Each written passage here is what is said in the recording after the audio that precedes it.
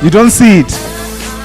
Close your eyes, picture it, press it, and the rest of us will see it, all right? Okay? Yesterday when we were doing this event, I was saying that today I shall be the pyrotechnics, but I have an amazing PA system there. So, mko ready na shangwe na vigelegele? Sawa? Sawa. So, mkisikia nikisema kitu kama imebamba sana, wapi nduru, mnafanya nini pale? Ai bana. Sawa basi. Anyway, our startups are ready and they are going to present in the order in which they appear on the sheet. All right? Their presentations are ready. Are they? All right, very good. So let me have Tusenti right here, ready to present as I give the final instructions on how we are going to be doing this. Each startup has 8 minutes. All right, you're told 8 minutes? Yeah. Wait. It is 5 minutes of presentation and 3 minutes of Q and A, all right? Now, during each cycle, for us to be able to keep to the time schedules, once a startup has exhausted their 5 minutes, the buzzer will go. What will the buzzer? All right? Nice and gentle, okay? It's not going to shock you, sir. Then we will give the judges 2 questions to ask, all right? The judges will only have 2 questions to ask for every startup. They can ask a question or they can make a comment. Now, this is how these startups event go. They're very exciting. At every stage, when one startup is presenting, the next one that is on the list will be standing right there, ready to make their presentation. Startups, we have a clicker for you. I'm sure you practiced how to use it. No? Okay, so you just press next, like that, and it works, all right? So the clicker works. The PA guys are on point. I shall not be coming in between startups. I am not necessary. I'm not the show. The startups are the show. So I'll sit there with the microphone, and when the sound goes, I will announce the next startup. All right? Are we ready to go? Okay, very good. So,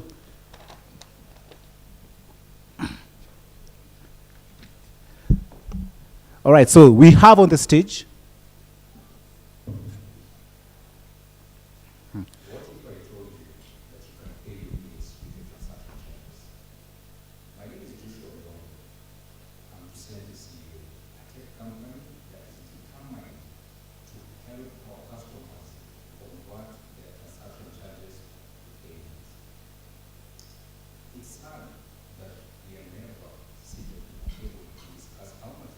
these transaction charges, or even where these transaction charges go to. In today's world, there are more than 60% of people employed in the informal sector. These people earn their earnings on a daily or weekly basis, making it very hard to collect a lump sum amount to make payments. Tusenti is a wallet that enables these users to convert their own digital transaction charges to payments. Tusenti gives power to these people to use an area that they're already spending on, converting it to payments. This leads to cash flow, business growth, and the customer loyalty, as well as helping people access simplicity and make these payments at an easy way.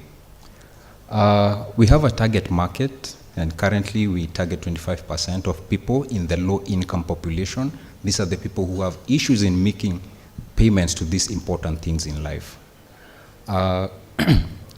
These people, they find themselves opting to these competitive products where we have people opting to buy now, pay later. Also, there are those who get loans, and others also actually pay on hire purchase.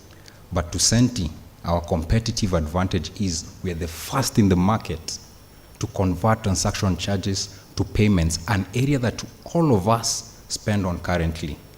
The difference is we allow these users not to look for another lump sum amount, rather to use an area that they already spend on converting it to a payment.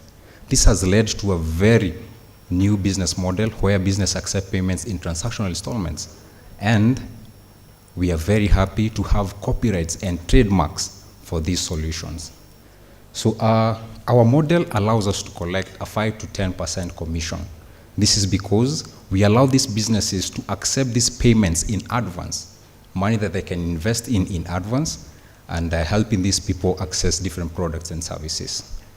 We are happy to have a good team that has over 40 years collective experience in business management, leadership, product development, banking, finance, credit sales, as well as marketing and customer service. Our financial model, having this genius and great product combined with an outstanding team that we have, we are looking for outstanding results in the year of 2022, where we project to have over 26 million transactions. And from that, it's just from 200,000 users and a revenue of over $700,000. So, back to the beginning of our pitch presentation. The question, if your past transaction charges were a payment to a product, what will you be owning today? Now, don't stress yourself out with that answer. Tucenti is here to help you from now onwards to make payments using your transaction charges. Thank you.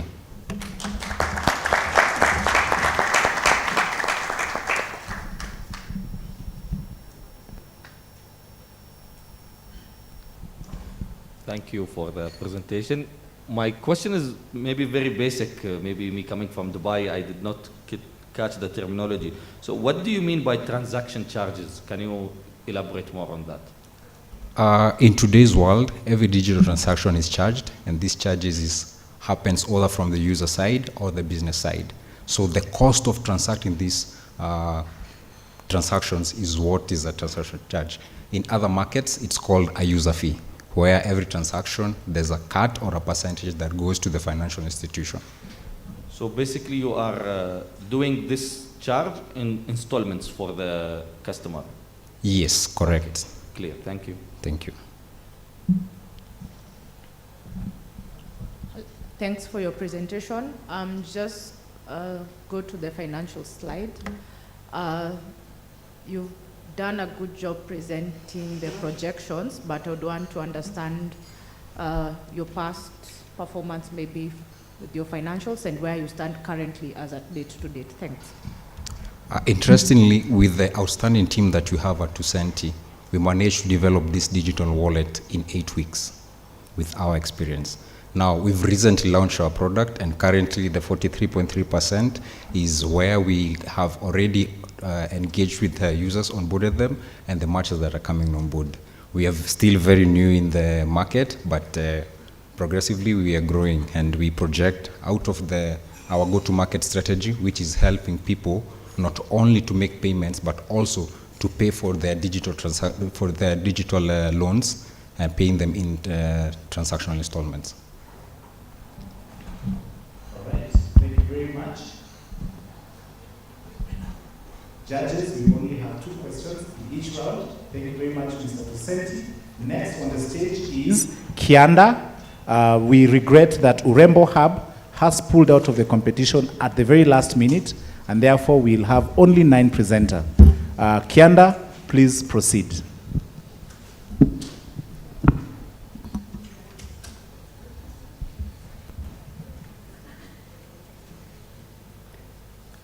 Good morning, everyone.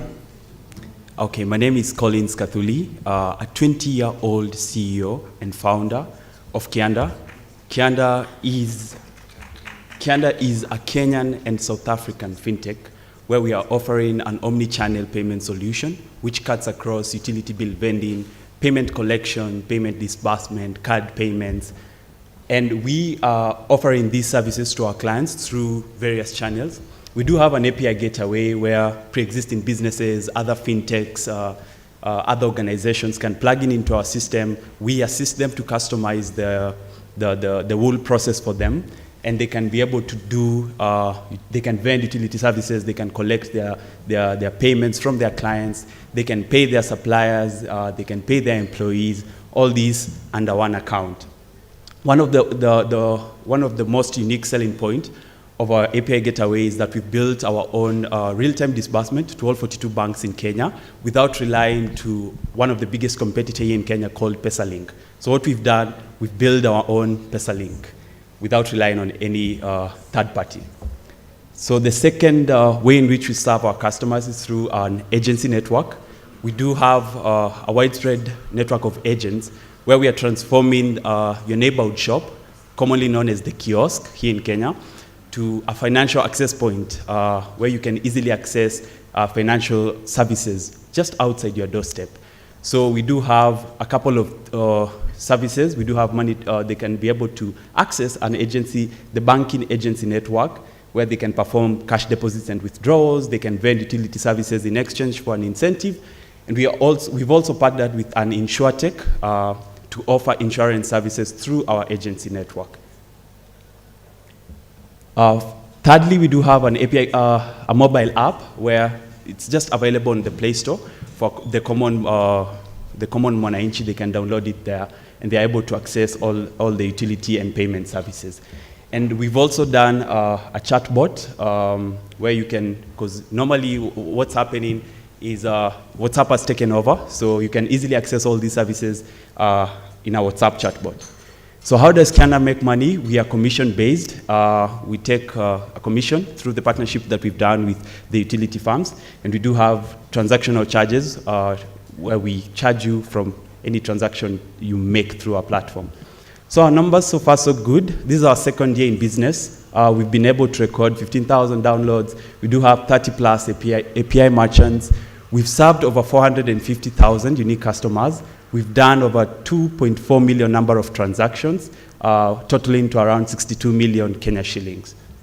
So our market, our total addressable market in Kenya is a 5 trillion market, and we are targeting a 2% market share by the close of 2022. And as you can see, 2% of 5 trillion is, I think, 100 million. We're almost there. We are 60% there, so we're almost getting there anytime soon. So our competitive advantage is that we have an agency network. We do have an all-in-one account where we've housed nearly all these services in one platform. And of course, we are cheap and easy to access through the various channels that we have. So our pipeline for this year is to close down our pre-seed round of 1 million USD, to launch. The reason why I started back in the first slide, we are 24 days since we launched our pilot test in South Africa, and I invite you on June 6th as a 20-year-old led startup launches officially in South Africa. So this is our amazing team. This is a young team, and all of us actually are 20-year-olds, within the range of 20-year-olds. Of course, backed up by 7 board advisors, financial advisors from different countries and different fields. Thank you so much, and I invite you to join us in this journey. Thank you very much, Makofi. We will have 2 questions from the judges, or 2 comments.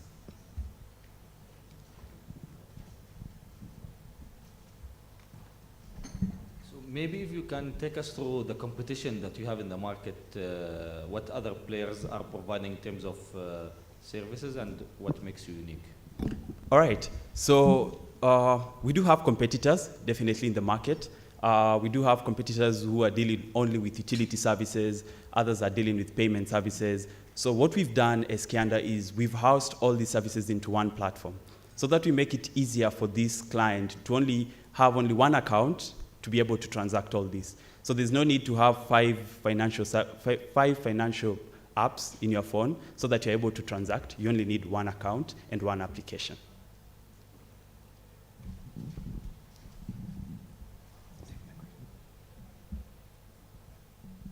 Mine is a comment. Very impressive stuff. Thanks a lot. All right, thank you. Thank you. All right, thank you very much.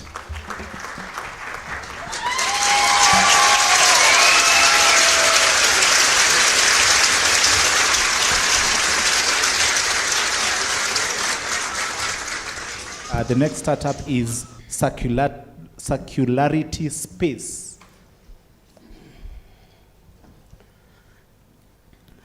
I have grown up all my life next to the largest dump site in East Africa, the Dandora dump site. And every morning, I wake up to people going into the landfill, scavenging for materials that they can sell to make a living. However, these people can't keep up with the amount of waste we generate on a yearly basis. By the year 2050, we will have doubled the amount of waste we produce globally. And this will lead to a 2.5 tons of CO2 emissions globally. Developing countries like Kenya and all across Africa are struggling with the waste problem. And we need a solution that sorts waste at source, that incentivizes proper waste disposal, and most importantly, creates a circular waste, sort, and give the user rewards that they can redeem for cash or for discounts on products. How it works is a user just finds a bin, drop their trash, and earn rewards. The bin is a central data collection point, where data collected on the bin is sent to achieving net zero emissions. And we have over 43 countries enforcing the Extended Producer Responsibility Act, meaning manufacturers and consumers will be accountable for the waste that we produce. Globally, the circular economy is worth over $400 billion, and we are targeting the African market, and more specifically, Kenyan market, which is worth over $400 million. What sets us apart is that we are sorting waste at source. We are paying users for their that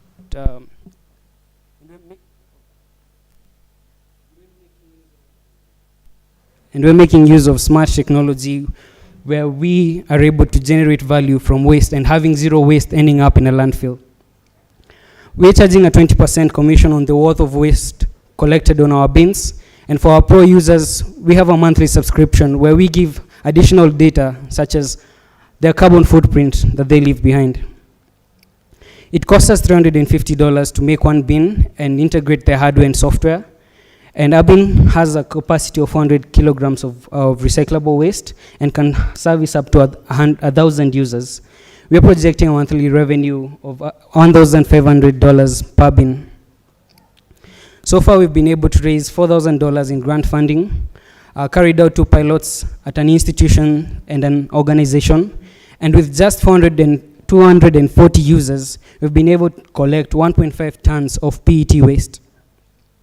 In our first year of operation, our bins are able to collect plastic, aluminum, and Tetra Pak.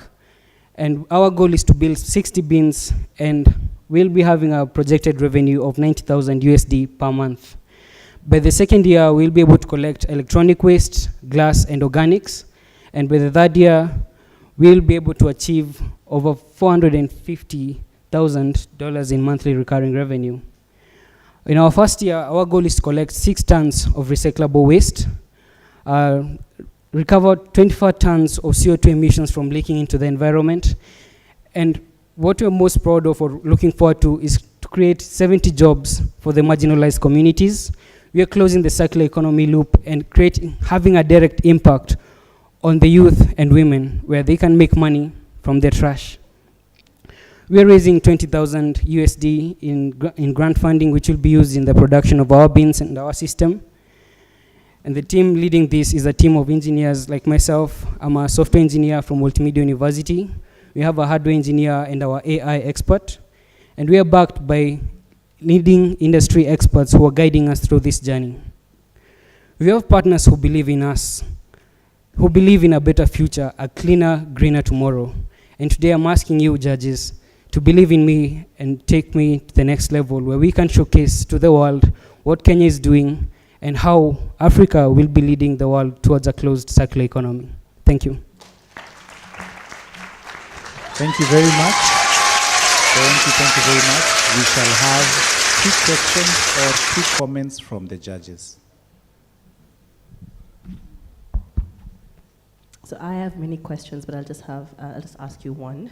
Yeah. And it's around customer acquisition. So people have their current providers in terms of waste disposal or whatever it is. So how long do you take to convert customers? What's the cost of the customer, the customer acquisition costs, basically? Mm-hmm. And also tied to that is when I look at your team, it's a team of engineers, and that's fantastic. Yeah. But as an engineer myself, I know the problem is that we focus on the technology and not the business aspect. So this whole question around the customer and the conversion and the behavioral change that needs to happen. Okay, thank you for the question. Well, in our projection, in the first year, what we're targeting is institutions and organization, and we're able to convert, well, fairly quickly, institutions like ours, the Multimedia University, and having pre-orders from institutions who also want to play their part in, transitioning into a circular economy. And with regards to having, well, an engineering-based team, it's true that we mainly focus on the technology, but we have an advisory board where we're able to take our product to market. And just with their support alone, we've been able to close an MOU with Coca-Cola, and we'll be having bins set up at their plants, where we're going to, have their employees as part of our customer base. And by going into the market, just targeting institutions and organization alone, we're having the, places with high foot traffic. For example, at Coca-Cola, we have, in one single plant, over 4,000 staff who are ready to be onboarded onto our platform. And in institutions like Multimedia, we have 8,000 students and staff ready to be part of our platform. So that's the angle we are going with, and our cost of customer acquisition at the moment is pretty low. Thanks a lot, great young team. Just go to the slide where you have the tokens. Okay.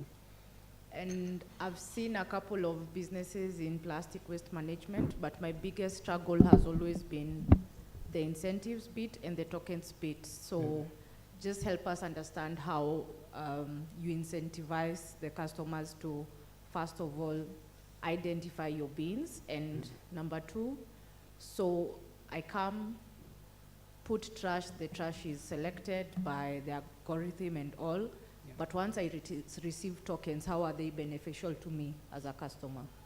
Okay, thank you for the question. How a bin works is, once you're registered, you find the nearest bin. All you have to do is you scan or you input your user ID for the bin to open up, you drop your trash, and you walk away for your tokens to reflect on your, either on your account, so either through USSD or through our mobile app. So for us, we collect data on the waste you've thrown, and right now we're running this data onto the current recycling value. For example, with plastic waste, we know that 1 kilogram is worth 20 to 25 shillings. So for you as a user, these tokens, you can redeem them for cash or for discounts on products. So you'll be making money from what you're throwing away. Yeah. Thanks.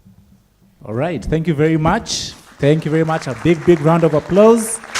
We have our next startup, Kuungana Technology.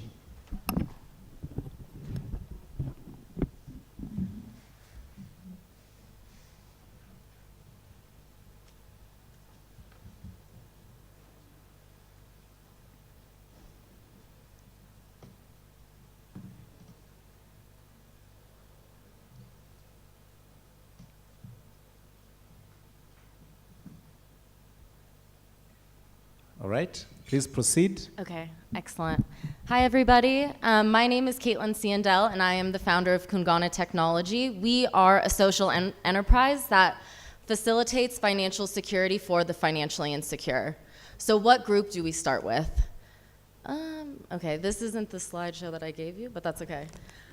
So the group that we're starting with are micro enterprise business owners here in Kenya, and how we identify our ideal user. They have less than 5 employees, they have a smartphone, and they're operating in the informal sector. At this point, I usually get the question, well, does this market have smartphones? And the answer is yes. In 2020, we launched our proof of concept, which was a financial wellness training. And we launched it in Laikipia and Meru counties, where we were able to train 300 rural business owners on financial wellness. In our baseline survey, it was reported that 56% of them are smartphone owners. Next, I would like to introduce you to Timothy. So Timothy is one of our beta testers, and he's a great example of what's going on in our market. Right now, these business owners are unintentionally stifling their own business growth. This is because there's lack of transparency. lack of processes, and lack of efficiency. The reason why is because these tools that are on the market to address these issues are not fitting the needs of our target market users, and this is really where we come in. So our solution is Kuuza, and Kuuza is a very simple bookkeeping tool that's coupled with a digital library, and our digital library is really what sets us apart in the market. In this digital library, we address the emotional as well as the tangible side of money. The reason why it's so important to address the emotional side of money is that during our 2020 proof of concept, 70% of our trainees reported that they felt they had a bad or a complicated relationship with money. This relationship is the foundation for how people make financial decisions, what risks they take with money, and how they choose to invest their money. So our market is very large. It's responsible for 88% of the total employment here in Kenya, and this is very common across sub-Saharan Africa. And usually the next question I get is, but does this market want the tool? And they do. So we spoke with 1,200 ideal business owners in the CBD here in Nairobi along River Road. And there we spoke to them about why aren't they adopting tech? What do they want in tech? Why don't they like a POS? And from these conversations, we were really to formulate our beta. From there, we took our click-through prototype, went to a whole nother area to speak with business owners that have never met us before, showed them our prototype, and now they're actually calling us, asking when will beta testing start, which is the end of June. At this point, now the question that I get is, but will they pay? And again, we think they will. So when we spoke with our beta testers, we let them know what our revenue model is and how we will be charging them. And what they responded to us is, can we pay upfront for a full year? And obviously we said yes. We also are taking a build an app approach, which allows for greater stickiness with our product and allows our users to really create a tailor-made experience while opening up revenue streams for our company. So who is behind Kungana Technology? So we have Mathoni, she's one of our advisors. She has 12 years between Deloitte and PwC experience under her belt. Then we have Dorothy. Dorothy has been with Kungana since our proof of concept and is responsible for speaking with these business owners, onboarding our beta testers, as well as disseminating all of our surveys. Then we have Ken, who's our lead Android developer. He's developed more than 60 Android apps from nothing to market readiness. And then there's me, the founder. So before diving into this market, I have 2 years of tech sales in Silicon Valley. And I moved to Uganda in 2017 for an opportunity with a microlender. Since then, I've spent 5 years full-time working with our target market, living with them, lending to them, and helping them implement financial management into their business. And it was through this where the idea of Kungana really came from. Through helping these business owners implement financial management into their business, trends started to pop up. One of the major ones being they were actually making more money than they realized, which is always a nice surprise in a business. And the other being the emotional side of money and how impactful it really is to business, which is why we are taking the approach that we are. So thank you everybody for your time and the opportunity. All right. We shall have 2 questions from the judges or 2 comments. Thank you for the presentation. So why wouldn't the target customer just simply use something like Square or other programs that are available in the market? So they're not using, they don't even know Square exists, first of all. One reason why they're not super excited about a POS and actually resistant to it is because it doesn't fit how they're currently operating their business. Meaning, so say like I'm a business owner and you're my customer. You come up to me and you say, I want this. I don't have it in my shop, but I know somebody who does. I'm gonna go ask you to wait, go get that thing so I can sell it to you so I don't lose money. A POS is not flexible enough for that. And where our business owners are right now, they can't just like make that organizational leap. So to me, like Kungana and Kuuza really comes in at step 1, where these POSs are coming in at kind of step like 2 to 3.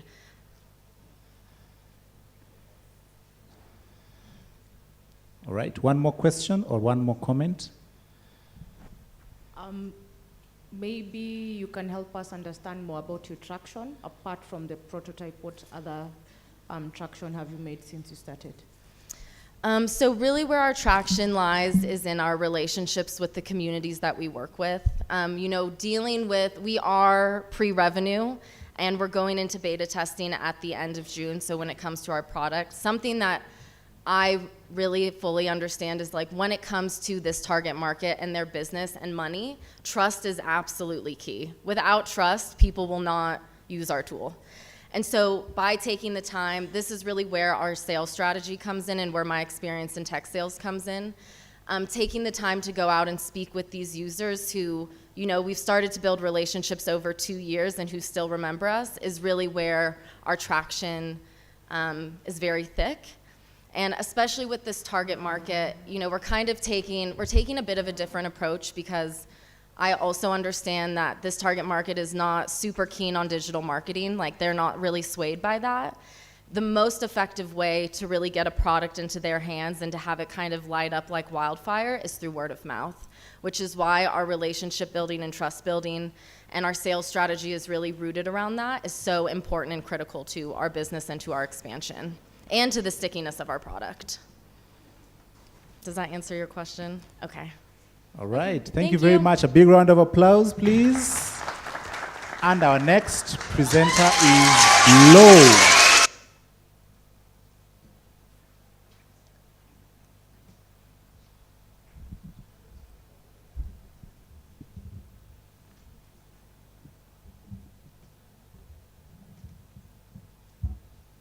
Hi, my name is Ian. Hello. My name is Ian from Blow, and today I'm going to educate you on the other side of music. So all of us here in this room, we all love music. We just love different genres. But then have we sat down for a second and asked ourselves, what kind of lives are artists leading, especially in Africa and the world? So when you look at music, we see big names. We see Jay-Z, we see Kanye West, and all these different people we know. But then there are other people who are starting out, upcoming artists, and they don't have access to the same opportunities big stars have. So now when you look at an upcoming artist, to make $1,000 on streaming, you need 1.5 million views on YouTube. No upcoming artist is going to hit those numbers. But then when you look at the music landscape, musicians don't just make money from streaming. They make money from bookings, merchandise, awards, sponsorships, and all these different things. But only big name artists have access to this kind of opportunities. So then we asked ourselves as Blow. So my co-founder is Wairi, seated over there, and most of us who are Kenyans know who Wairi is. So for over 20 years, he's been doing music, from producing, singing, and all that. And the same problems he faced 20 years back are the same problems artists are facing now. You don't have access to opportunities in the market. You don't have access to funding. And as an upcoming artist, you don't get immediate access to revenue in the market. So what does Blow do? So Blow solves these problems that artists face by, one, creating over 6 different revenue opportunities for an artist. That simply means we're giving you access to revenue at the entry point of your career. So instead of just a streaming platform, we looked at all the different ways an artist makes money. So as an artist, we created Blow for the artist, where on Blow, we create competition through voting and awards.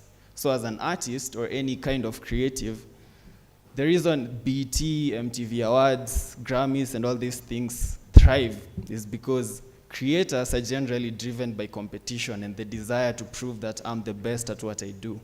So we created Blow Awards. So Blow Awards is an awards platform that's meant to be essentially the BET for Africa, for music. And then through that, we create a voting platform. So instead of you just posting your music on YouTube and hoping you're going to blow up, now we give you Blow, where we give you access to your music, and all you have to do is upload and share it to your immediate network. So your friends, family, and all these people who are willing to support you, and they pay a minimum fee of $50 to vote for you. So there's no maximum. So for $50, anyone can vote for you in your network. And from the $50, an artist immediately makes 60% of it. That's immediate revenue for you. You can use that to do another music and so on. And then on Blow as well, we have the merchandise store where you can sell merchandise. We also have streaming. We also have Blow TV and Blow Radio, since traditional TV is dying out and there's nothing to replace TV. So as an artist, if I get featured on TV, no one in my fan base got to experience that. So here's a case study. So Sailors they're one of the biggest brands when it comes to gengeton in Kenya. But right now, if you saw the interview that was going viral last week, part of their team members were breaking down because of depression. They're not making money, they're not able to survive. That's because of these problems we're trying to address. So now let's take their biggest song on YouTube and then put it in terms of the revenue they would have made on Spotify, YouTube, and all this. It's an average of $3,000. But on Blow, they'd have made over $200,000 with the same views they got on YouTube and all these other platforms. And then this is the Blow ecosystem, where you can see competition and awards drive the energy within the platform. And then with that, you get access to merchandise, events, sponsorship, and all these different things. And then the end goal is for you as an artist to be able to blow up. So what Blow essentially is, it's the foundation for the future of entertainment in Africa. When you think about the metaverse, NFTs, and blockchains, you need this kind of foundation to be able to build that in music. And with Blow, that's where we are going in the next. So we're starting in Kenya, and then we're moving to South Africa and Nigeria in the next 3 months. So far, we've been doing our pilot in Kenya. We launched 3 weeks ago. Thank you very much. Thank you very much. Your time is up. Let's give him a big round of applause. All right, we'll have 2 questions from the judges. Yeah, proceed to the next slide on traction and team. How many artists do you have? What are your views like? Traction, like how many artists do you have on the platform? So we launched 3 weeks ago, and so far we have over 350 artists on the platform. So we're registering artists first and then getting regular people to come and consume content. Okay, so how many visits to your app or your site so far? The visits? Yeah. So far we have over 10,000 visits to our platform with just organic marketing. From 10,000 visits in 1 month? Yes. Okay, and what about your team? Do you have a slide on that? Yes. Okay. So for the team, we have Waire. He's been doing music for over 20 years, and he's the CEO. And then there's me. I've been building different businesses, from fintechs to AI companies and so on, in terms of product design, strategy, and development for over 10 years. And then we have John Kamara. He's one of the biggest entrepreneurs in Africa. He's the CEO of Adenian Labs as well, and he is on Blow as an advisory member. Thank you. You know, I wish we had more time really just to go through the slides. I find this interesting, but also I'm concerned, you know, looking at the history of various platforms that have been built in the past without mentioning any of them. But in particular, like, you know, like done by Safaricom, you know that I'm talking about. Yeah, Blaze. The one that went IPO'd in the Nordics. So I'm trying not to mention specific names because I see you don't have a competition slide on the local apps. So what is your competitive advantage over these ones? And also, I just a comment to add on top of that is that I think this is fantastic. My recommendation will be to narrow down to like the top 3-4 solutions out there, as opposed to have all these many. So there's something we call, you know, in the strategy world, the wildly important goals. Because if you try to do all those things, you know, you're trying to do the streaming, the advertisement, the awards all at once, then you drop all the balls, or rather you won't perfect them all at the same time. So find a way to sort of like build on goal. And I'm happy to talk to you after this, but just get back to how you plan to succeed where other local apps that are doing a lot of what you've said have failed? Okay. So in terms of competitions, we have different things we're trying to tackle. So from streaming to voting to the store and all these different things. The issue right now is that those are being offered in completely different platforms, and they're not working for all the musicians, especially 80% of the music industry. So on Blow, we're trying to aggregate that. And for a start, we're not building all the features. So we are starting with voting and competition, and then streaming through Blow TV and radio, as well as the platform itself. And then we have the store, because all these three things are tied together. So as an artist, if I perform at an event, the biggest amount of money I'm going to make is from merchandise, not even the tickets. So the more merchandise I can sell at an event, and the more merchandise I can sell through the platform, the more money I make as an artist. And then when it comes to how we plan to succeed where others have failed. So at the moment, we are partnering with different players in the market. So we already have conversation with big name artists like Diamond in Tanzania and the whole crew. And then we have artists in Nigeria and producers like Nadon Jazzy and the likes. And then in South Africa, we have big partners in the music industry. So when it comes to music, as an artist, it's easier for me to be able to get into something if someone big like Jay-Z tells me to get on it. So All right. there's partnerships. Thank you. Thank you very much. Our time is up, and we appreciate you. A big round of applause. All right, our next startup is Radava Mercantile.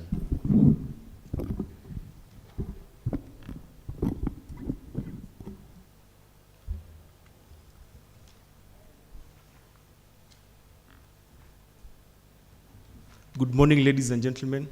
Good morning. Yeah, my name is Ivan Otieno, and I represent an agri-fintech startup called Radava Mercantile, and we exist to provide an agricultural commodity exchange marketplace, alternative financing, and post-harvest technologies to smallholder farmers in sub-Saharan Africa. So the problem that we are looking to solve is that over 500 million smallholder farmers from sub-Saharan Africa fail to market their produce and manage price risk effectively. So as a result, their working capital keeps shrinking, and this poses a threat to their livelihoods and food security. So the problem was laid bare to us when we interacted with a maize farmer called Neema from a village called Sibanga in Western Kenya. So in early 2021, Neema had lost her husband to COVID-19, and she was left to fend for her 5 daughters. So when we met Neema, she was coming from the local market. So we got curious and asked her, how much did you sell your produce? And to our surprise, she said $22. So it was at this moment when we knew that she had made a loss, because just before the harvesting season, a bag of maize was retailing at $33. So from further inquiry, we realized that she was forced to sell her produce because she needed financing for her daughter's school fees, inputs for the next season, and the household supplies. So from further research, we found that smallholder farmers need access to 3 basic things: efficient market linkages that gives them a gateway to the global marketplace. Number 2 is well-equipped warehouses where they can safely hold on to their produce until it fetches good prices. And then farmer-tailored credit facilities, and this is just to handle their pressing financial needs. So our product is double-sided. Warehousing on one end and agricultural commodity exchange marketplace on the other end. So specifically, the smallholder farmers bring their yields to our warehouses, and then we issue them with a valuable electronic receipt, which is tradable on the Radava Mercantile exchange. So additionally, the receipts also act as collateral for loan credit acquisition. So why now is that with the onset of climate change, we realize that there's a disruption in the rainfall patterns, and this means that the crop yields keep dwindling. And number 2, we have when farmers plant and harvest at the same time, it means that the negative forces of demand and supply will mean that there's going to be a glut at the market, and this will depress the prices. So onto the market opportunity, our total addressable market is $10 billion. Our serviceable service SAM is $2.1 billion, and then our serviceable obtainable market is $500 million. and this is based off on the annual demand for grains and cereals in Kenya. So our competitors are Comex and Gsoko. So our competitive advantage is that we've democratized our platform so that even the lowest income earning members of the communities can participate. We have also partnered with key government institutions, National Cereals and Produce Board, and Warehouse Receipt System Councils, and this enhances credibility on the investment. And additionally, we incorporate a social entrepreneurship approach in our models, and the products that pass through Radava are safe for human consumption. So we make money through two main ways: transaction fees and the markup costs cut on the off-takers. And we are currently charging 5% transaction fee for all the commodities transacted on our platform, and we charge up to a 10% markup cost cut on the off-takers. So as of today, we've transacted 200 bags, that is roughly 100 tons of wet grade 2 maize, under the Warehouse Receipt System Council, serving 650 smallholder farmers and creating employment for 45 employees, that is. And this work has been made possible by the help of Jasiri, TechBridge in West Africa, Oracle for Startups, and amongst others. So the team that is making this a reality is made up of Isaac Washira, our CFO, with a background in finance, Josephine Adeti, our CTO with a background in tech, and myself, the COO with a background in project management. We also have a board of advisors, Mr. Patrick Yusa, who is helping us in strategic management, Madam Kioi helping us in legal matters, and Mr. Ben Maina, who is helping us in the industry knowledge. So we are seeking an investment of $350,000, and this is to increase and diversify the commodities transacted under our platform to 50,000 tons, serving 100,000 farmers, and creating opportunities for 2,000 off-takers and traders in the next 1 year. Also, to build our, Thank you. Our time is up. Thank you. A big round of applause. Over to the judges. 2 questions or 2 comments.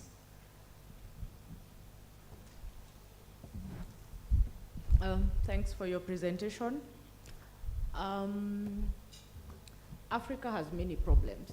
Even if we were given a chance each table to discuss the problems we have today in this room, we can hardly exhaust them. So maybe what I would advise, and I think it's related to the comment Esther gave earlier to the other startup, is I'm a bit confused. Is it post-harvesting? Is it commodity exchange? Is it financing? So sometimes it's good when you're presenting, let the audience really understand what you're trying to solve and just take that one thing and run with it. Because sometimes you can pick every problem that NEMA has and you end up, someone is not too sure what you're trying to address. Just pick that one problem. We have many problems, yes? Pick one problem. But good job you're doing. Thank you for the feedback. From our perspective, we learned one thing, that in the agricultural space, it's so big and it has very many problems. So you just have to pick one and run with it, like the way you said. And thank you for your feedback. I think you have a great idea. So you're doing something very innovative, but you don't need to do everything from scratch. Copy paste what Alibaba did. You just need to copy and modify where it needs to be done, but a very brilliant idea. Thanks for the feedback. Right, a big round of applause for Radava Mercantile. Our next presenter is Twilix.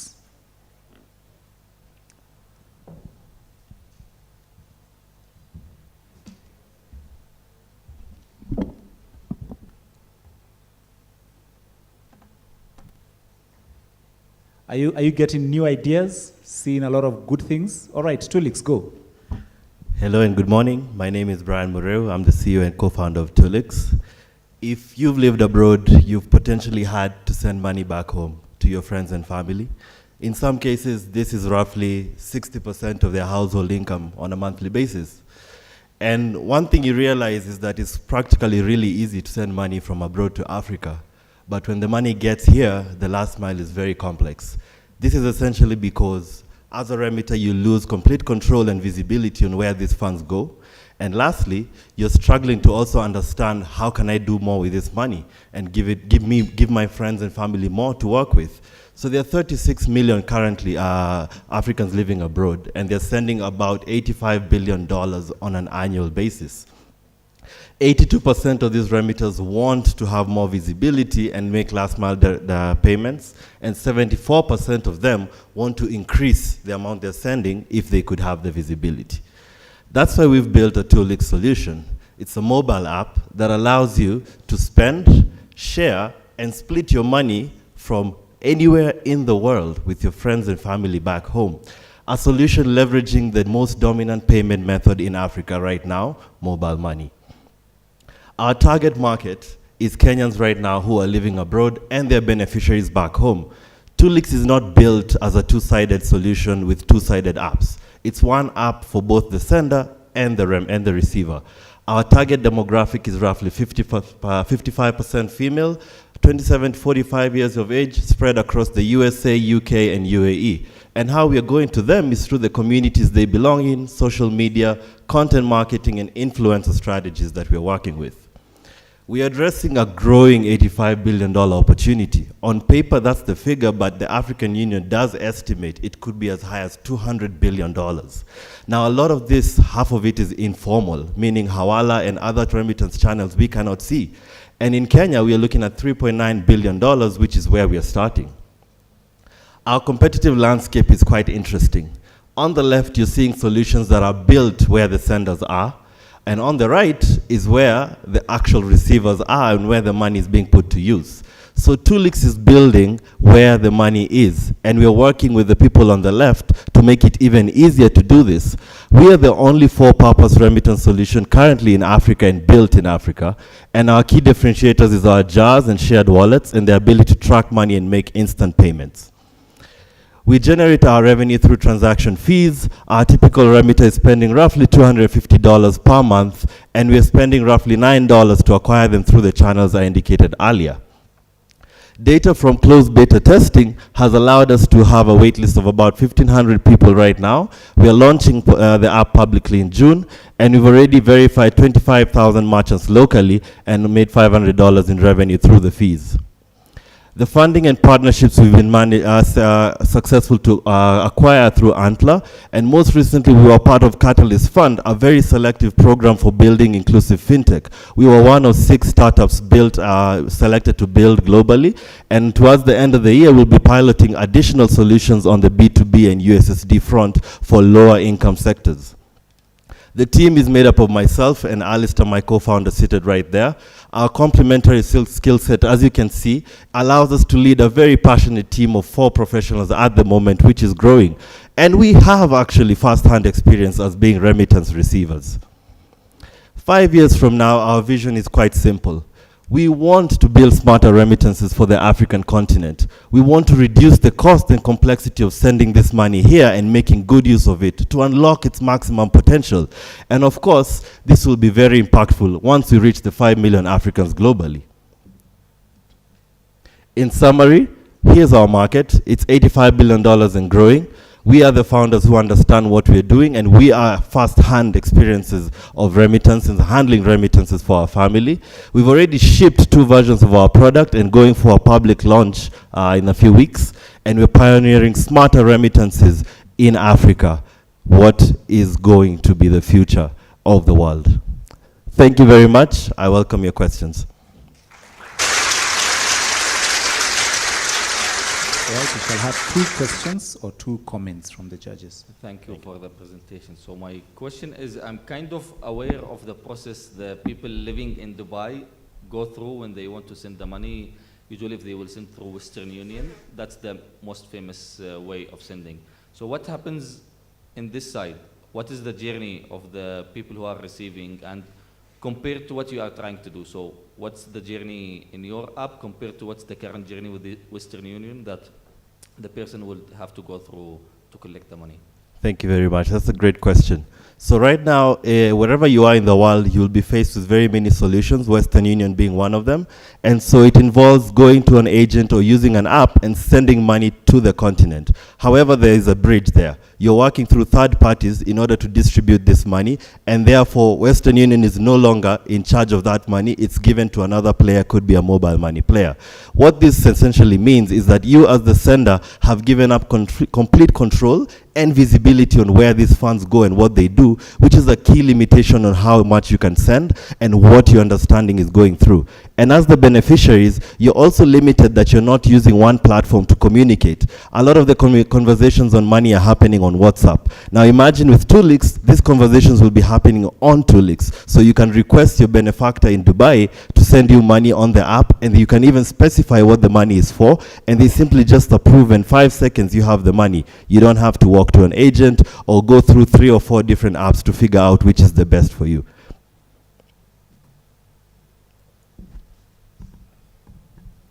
So if I'm not, if I'm getting this right, so you work with Chipper and the rest, and you're like the third party in that whole journey? Not exactly. I will explain what this slide actually means and why we put them on the left. So the slides, if you look at the slide, on the left, those are players who are building where the senders are, and they're virtually not connected to where the beneficiaries are. And that is the key problem we're solving here, because that prevents them from, one, allowing the senders to actually pay the businesses locally directly. So you can imagine when you're in America, you have no access to M-Pesa. But on Tulix, you actually can make that transaction from wherever you are in the world. The second bit is that I did allude that sending money to Africa is very easy. It can take 5 seconds, actually. So our goal is to build our platform on this side and leverage whatever rails they have built in those developed markets and form that connected journey. So where, if you're a Chipper Cash user, you can load your Tulix wallet using Chipper Cash. You don't need to use a credit card or another payment source. You're already their customer. We are just adding value to your user journey from that point on. I guess what I'm trying to get at is, what is the cost of remittance through your app? Is it cheaper for the person who's remitting? Is it more expensive? What are the average costs there? On the cost side, yes, it is actually cheaper. So remittances on average range from 5.5% to 15% per transaction. We are currently right now at a base of 5%, going the next few weeks with bank loading to around 2.3%, and even lower when we leverage blockchain down the road.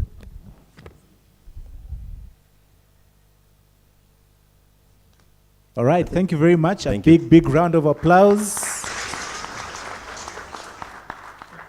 And our next presenter is Snack Health.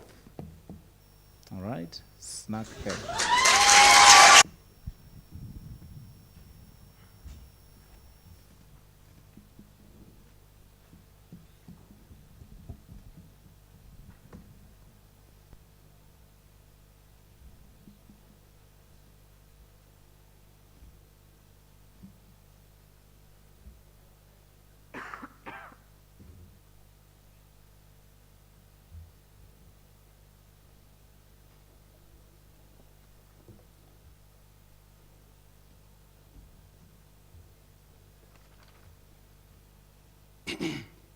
Ready?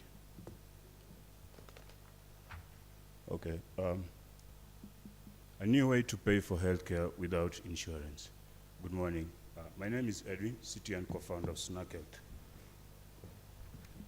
Today, according to WHO, more than half the world's population lack access to healthcare services.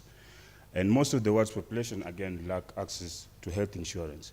But here in Kenya, for example, 15% of the population have access to the National Health Insurance Fund. That's a government scheme.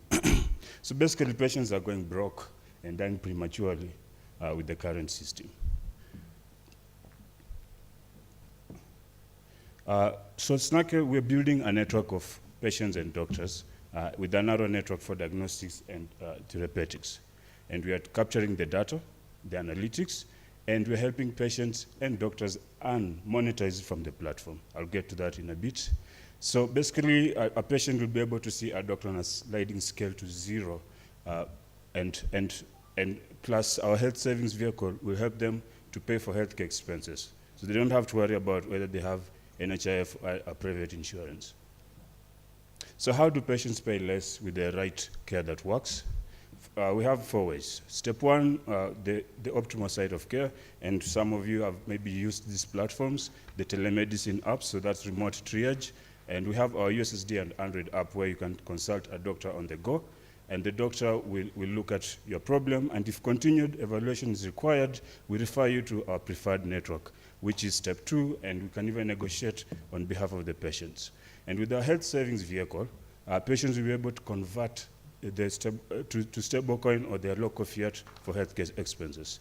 And with our data monetization program, patients are able to earn money from the de-identified population level data. So in all these scenarios, what you're saying here is a patient, if the patient can't afford consultation fee, then that's okay. Snack Health or a liquidity provider will pay on behalf of the patient, but the patient will lose majority of their data monetization. So Henk is the CEO. He's a physician for 17 years. I met Henk 20 years ago when I was in grade 4. I'm at tech. I'm leading the tech development, and Shomit is advising us on investor relations. So the market opportunity is massive. Globally, we're looking at 8.5 trillion. But here back home, the total spend is over 3 billion, but we're only targeting about 70 to 80 million as addressable. East Africa combined, there's about 144 million USD. So how are we making money? We make money on transaction fees, that is on doctor consultation and subscription, and that also on the data monetization aspect. And our key customers here are the patients and doctors. And then we have the data customers on the other end who are ranging from big farmers, payers, consumer goods, who will be consuming this data and they will pay through a subscription model. So today we've onboarded over 4,000 thanks to our community health workers who are underpaid. They've helped us walk door to door and onboard them on our USSD, and we just launched our Android app to onboard more patients and doctors in the low-income urban areas who have smartphones. And we'll plan to scale with social media and continue again building the network of community health workers to give us additional patients, doctors, and clinics. So the competition we are seeing here today is basically telemedicine companies. So they're not doing anything new because I can build a telemedicine app over the weekend. And it's just another tool to make healthcare access expensive. So what we're doing is, instead of that, we are helping patients pay less, doctors earn more money, and that is thanks to our low cost of capital and cost of operations. And again, the phase 2 where the data monetization kicks in. So in year 5, for example, year 1, we're targeting 500,000 patients, and that is at least capturing 7 million patients. That will bring to about 71 million in revenue by 2026. So we are seeking 450K to expand our team, onboard 500,000 patients, and validate at least 500,000 transactions by patients and doctors. In summary, data monetization for patients and doctors, sliding scale to 0 to see a doctor. So this is the new way for healthcare, to access healthcare without insurance. Thank you.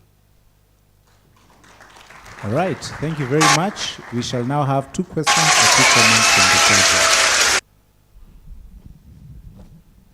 Thank you. So as I understand it now, the customers, the patients, why they will use your platform is because they can pay 0 to see the doctor. Yes, and they will lose the data monetization part. And who's paying for that is the ones that you bring in subscription, the pharmaceuticals, to consume the data. Yes. So my question is... And liquidity provider, yes. Yes. So my question is, how do you manage the balance between having more patients who want to pay 0 and then having more partners to pay for that, because you are in between? And how does that payment process to the hospitals go from your end? Like, who's controlling that? Good question, good question. So first of all, you get to our platform, you're presented with 3 choices as a patient. And because we're trying to educate the patient to know that you'll actually make more, if you participate in our data monetization part, you'll make more money. So you're presented with 3 choices. Do you want to pay consultation fee? No, I cannot afford, no problem. Then the doctor on the other side, do you want to get paid for this consultation fee, or do you want to see the patient without consultation fee and we pay you? You say yes. So Snack Health or a liquidity provider on our platform, or any of these big farmers or anyone who's interested in this type of data, gives us the money, and we pay the consultation fee for that doctor, because the doctor wants to get paid. And the patient will finish that appointment. There's other occasion where the patient will actually have that $1 to access a doctor, and they will pay. And then when the data is sold and the money is monetized, we split between Snack Health, doctor, and the patient, and they all go to their wallet. And then they can decide to cash out, buy beer, or buy food, or whatever, or pay for the next consultation. My question is, who's consuming this data? I am particularly worried about health data and the constrictions around it, and how it's needs to be appropriately safeguarded. Yes. So that's on data protection? Yes. So yes, data privacy is very, very important. And of course, health data is very sensitive. And Kenya, right now, there's a bill that has already been passed, 2019, Data Protection Act.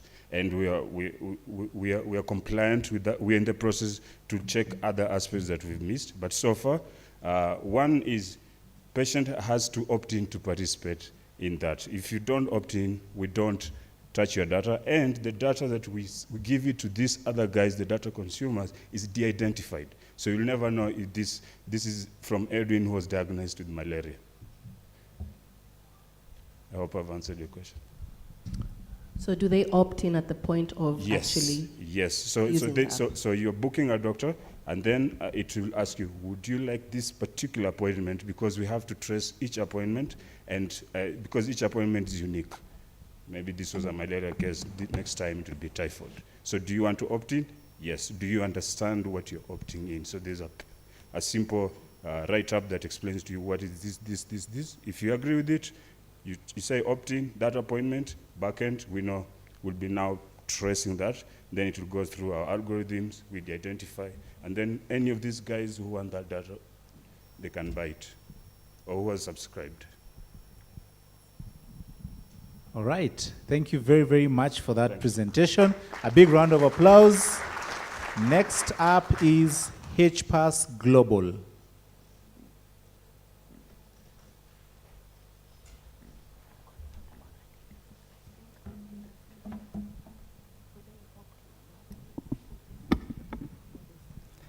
Good afternoon, ladies and gentlemen. My name is Francis Njue. I'm the founder and CEO, HPAS Global. 2019, I had an appointment with one of the ministers in Kenya, the Minister for Tourism, and I got late, 25 minutes. But it was not because I arrived late, but it's because it took a lot of time, 25 minutes plus, to get to his office, because the registration is manual. You have to go through 3-phase registration, doing 2 double books to register yourself and also register your gadgets. So I thought to myself, what if there was a solution that I can just walk in through the entry processes without really having to write a book, or without really having to register my gadgets. And that is how HPAS was born. HPAS is an identity and access management solution that comes complete with various tools for customers, for users to be able to experience their destination. All you need to do is do a one-off registration, and after that, you are able to access different places, whether you're going for a conference or they are going for a meeting, wherever you're going, you are able to access different places just by scanning a QR code. So the solution we have created is because of the privacy issue, the security issue, and the speed of implementation of when people are getting to places. People spend a lot of time in registering into places, but HPAS gives you a seamless access to that place that you want to access. Our product design is the way that you are able to use your mobile phone to just scan a QR code, and a user or a company is just able to create a QR code unique to their building or to their workplace. Within a few minutes, you are able to set up and be able to start receiving either your guest or your staff. So it's a mobile solution, and it's also web-based. So it's very easy for people to be able to access the solution. Last year, we signed an MOU with Nakuru County Tourism Association, which is a body of hotels, and they have 1,600 per hotels that are now, we are now onboarding to be using the solution. And for customers who are going to the hotels, you just need to scan a QR code, your data is captured, and the next thing you are just allocated a room. So even if there's 1,000 people checking in, you're able to check them in very fast. Our competition is, of course, the biometrics, the normal cards that we have, and of course, the normal books that people are using. Our competitive advantage is, number one, during COVID-19, when we were able to solve a serious solution, especially in Nakuru County, when they needed to do disinfection of vehicles, and they needed a tracker to know that every PSV was disinfected. They used the solution to be able to do that. Then, of course, you're unlocking a lot of economic potentials, and finally covering on various SDGs. We are looking at commercialization. We have 9,200 buildings spread across all the major towns and cities in the country. We have 1,000 industries, big industries in the country as well, 7,995 hospitals. All these are able to consume our product very easily within a few minutes of setup. Our risks, we are looking at poor network connectivity, data security, and fast advancement of technology, and you have been able to come up with solutions, so now we can be able to tap that. So we are here today because we want to do what Ashin said, that if people cannot be able to do it, we are able to do it. And we want people to believe, we are looking for people who can be able to believe in this solution. It's a global solution that can be implemented anywhere in the world where there's smart city, smart mobility, this solution can be implemented. We have an amazing team of 7 people, and all of them are coming from different backgrounds, from accounts to tech to innovations and all that. And it's a great team. We really do great work to ensure that this solution goes to where it's supposed to be. So I have 1 minute video. I hope I still have the time.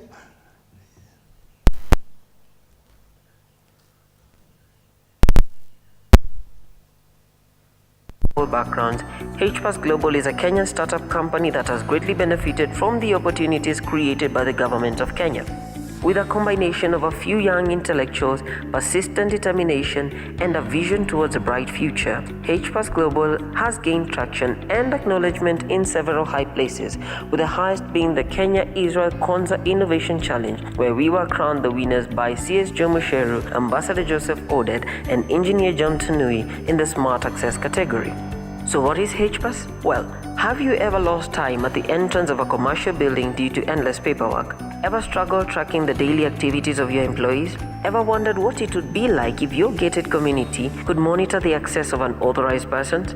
Imagine living in a city wherein the main aspects of hospitality, namely identity, access, and security, have been automated. Now picture all that made possible with one simple scan using your smartphone. HPAS exists to automate the feeling of hospitality. Using our mobile app available on Play Store and App Store and a simple one-off registration, HPAS gets you checked in and out of buildings, offices, gated communities, and smart cities seamlessly. Founded on a cloud-based identity and access management system, HPAS can be adopted for mass usage and deployed with near-zero hardware infrastructure. With contactless visitor experience tools, HPAS helps you navigate and enjoy your stay in any destination. With a dream to have our users experience a smart world right from their smartphones, HPAS Global is an actual reflection of the limitless possibilities in Kenya's Vision 2030 and the... All right, thank you very, very much. We shall have 2 questions or 2 comments from our judges. What is your revenue model? How do you make money? We charge subscription fee from different users, whether it's a building or it's a place of work. So we charge a monthly subscription fee. To the user or to the building? No, to the building or to the company. We don't charge the users.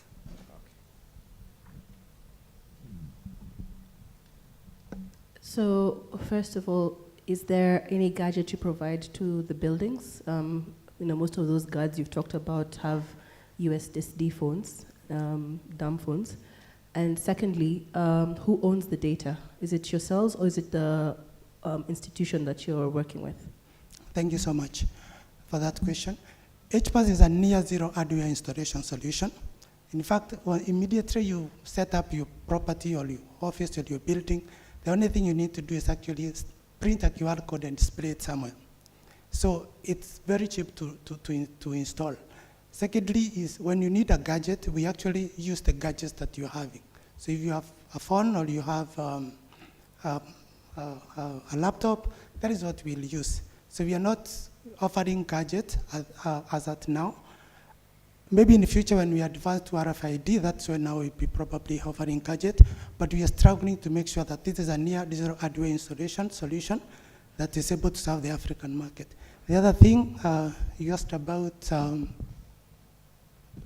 So I'm sorry, I'm just going to belabor that point a bit more because you've said you're trying to serve the African market, and you started by giving us an example of a meeting in a government office. Now, back to the point, those guards, the ones where you signed the book, they have the kabambe. Yes. So how will you solve? Because here you're trying to convince this building, this institution, to take on your app, right? Or to take on your service. So what are you providing to be able to enable that? Or are you telling them now, go and buy laptops, go and buy phones? Then that's a whole different conversation in terms of having them be able to adopt this service. Okay, thank you. So what we are doing is we are powering the users to be able to control the data that they share with the people. So it is actually the users who scan the building, not the other way around it happens today. So you scan the QR code using your phone. It makes it easy because from that time, your data, you're able to control the data of what will be collected, whether it's your name or it's your phone, whatever it is, depending on the building that you're going. If you're going to a military installation, for example, they'll capture all your data. So you scan using your phone. The moment you install the app and you say check in into the building, it just opens the back camera, you're able to scan the QR code. In a situation where we have the guards having no smartphones, now we provide a gadget like even a phone, and we can be able to install the system in the guards' phones so that they can be able to log in the guests who are coming without phones as well. Paladventure, yes. Yeah, we'll have to provide that eventually. But in the situation in Kenya, for example, where we have a serious penetration of smartphones, it becomes very easy for people to actually scan the buildings where it becomes very easy. I hope I've answered your question. All right, thank you very, very much. We appreciate you. Please, a big round of applause. A big round of applause. So, ladies and gentlemen, I promise that I will not stand, but for this one, I'll need to stand. Because, remember I told you that one startup pulled out of the event, that was Urembo Hub. They pulled out of the event at the very last minute. And you know how entrepreneurs are. When you make such an announcement, somebody says, I applied, I was not shortlisted, would you please allow me to make my pitch? And I have been told by the organizers that they've been allowed to make their pitch, and that is none other than EduPesa. They will make their 10-minute pitch to give us a round of 10 finalist startups. So judges, please change the name of Urembo Hub to EduPesa and listen to this speech. Thank you very much. Thank you very much. My name is Carlos Chien, the founder and CEO of EduPesa. EduPesa is an innovative payment solution for pocket money and school fee payment. The problem that we are solving is that, number one, students in boarding schools, mostly, they keep money in cash. And this end up being stolen by other students. And also, many of them overspend this money. Number two, it is quite difficult. If you have a child in boarding school today, it is very difficult to know whether they have money. If you want to send the money, it's quite difficult. What happens today is that you have to send money to a teacher to give to the student. This has led to many problems where teachers spend student pocket money and has even led to police cases. Another problem is when you send your child money in school, you are not able to track how they spend their money. And research has shown some of them spend them to buy drugs and to buy petrol to burn schools. We've had many cases of schools, being burned. And another problem is there are many students who go without pocket money in school, and also many students drop out of school because of lack of school fee. So our solution is we have developed a payment solution to enable you, a parent send pocket money to their child in boarding school. We create accounts for the students, and you are able to send money to that account directly using M-Pesa, MasterCard, or Visa card. Then as a parent, you have a mobile app where once the student receives the money, they don't withdraw cash. They can go to the canteen, they pick whatever they want, and they pay directly from the account, and the transactions are authenticated using their fingerprint. Another solution we are providing, we also enable parents that you can pay fee through the same platform. You can know the fee that you need to pay. You can pay the fee. You can track your payment, payment transactions and all that.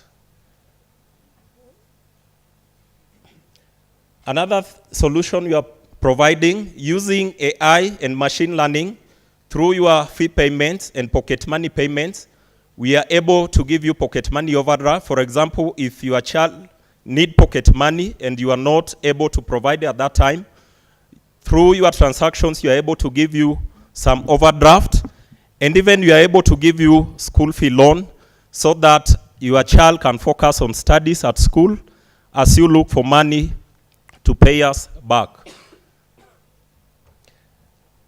Yeah, the unfair advantage is we are using advanced technology, that is pocket AI and machine learning, and to issue overdrafts and also to issue loans. We also provide very competitive interest rates. We don't charge very high interest like other financial institutions. But again, another advantage that we have, we give you, control over your child spending in school. Yeah, the market size is quite big. In Kenya, we have around 13 million students. We are targeting all these students. That is how they are divided in terms of whether primary school, boarding schools, and secondary schools. Our revenue model is that we charge convenience fee on fee payments. We also charge some transaction fee on pocket money, and we charge overdrafts and interest on loans and savings. So we project that in the next 5 years, we'll have a net revenue, a net profit of around over 201 million. That is the team. I'm Harry Ochieng, having masters in mobile telecommunications and innovation and a degree in computer science, but my strength is business development and product management. I have a co-founder called Philip, also having a master's in mobile telecommunications and innovations, and an engineer undergraduate, and he's a technical project manager and also the CTO. Our milestone is we are already in 10 schools. The development is complete for both the fee solution and the pocket money solution, already deployed in 10 schools.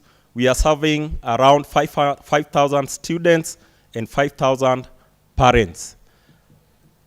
The fee payment solution is not yet, it's under pilot, but the pocket money solution is already being used. Thank you. All right, thank you very much. We shall have 2 questions or 2 comments from the judges.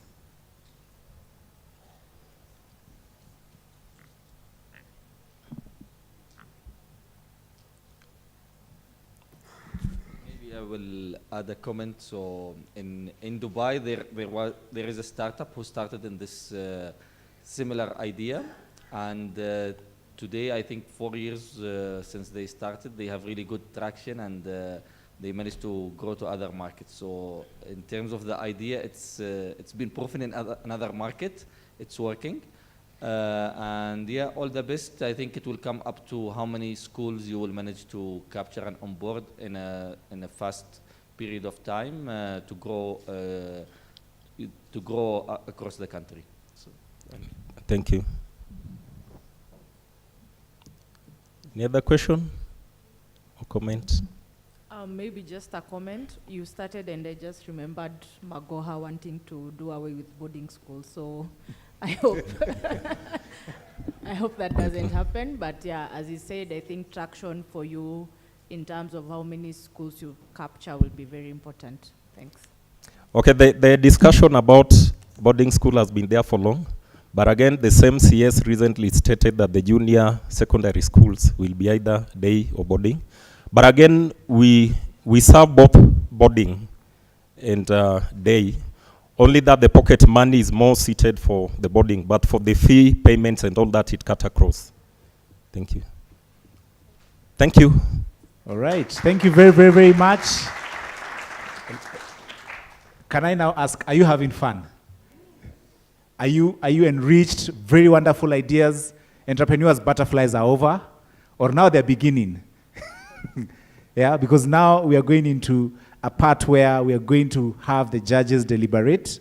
There's a friend of mine who says the judges' confusion is final. Yeah. So the judges are allowed to get confused with all the amazing startups that have been presented and come up with a finalist and unveil it to us. I'm very excited about what I've seen, amazing startups. Guys, remember we are playing for the semi-final in Dubai. We have an opportunity and a moment to send one of these amazing startups all the way to Dubai to pitch the event in October in front of 100,000 people and investors from all over the world. Let me also congratulate each and every one of you for helping us to keep time. We've done an amazing job. It's now 12:40. We have been able to recover our time. And what we're going to do is we're going to take a networking break and allow the judges to deliberate and think about who is poised to be our winner for today's event. So judges, are you okay? Are you ready? No? Yes? Okay. Judges look like they're ready. We have on our judging panel Joanne, Mukira, Esther, and Faisal. So we are very, very happy to have them. I'm going to give us some instructions. We're going to take 10 minutes to allow the judges to deliberate. Let's see. No, 15 minutes. So we're going to take 15 minutes to allow the judges to deliberate. During those 15 minutes, you're encouraged to network, connect with the startups, connect with each other, get to understand, meet new people, see what's happening, and then we will come back in 15 minutes to hear who our winner is. So it's now 12:38. Okay, so 12:38, 15 minutes from now. For those who know how to do mathematics, will be 12:53. So let's come back at 12:53 for the announcement of our winners. So today you can play some background music as the judges deliberate. Please avoid the judges table. Okay, there's Dennis there to protect the judges. If I see you near the judges table, I shall tackle you myself. All right.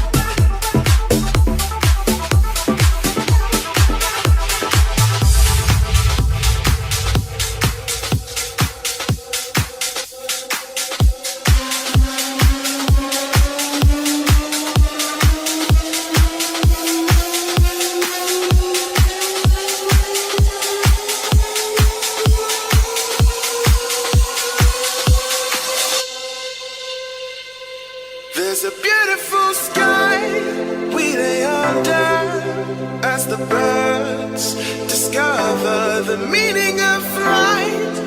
Forever, a new generation to treasure. Could run all night, chasing the sun till there's no more light.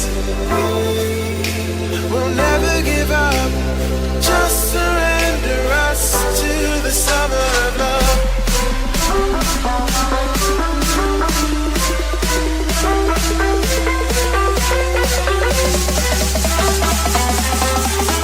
Oh, just surrender us to the summer of love.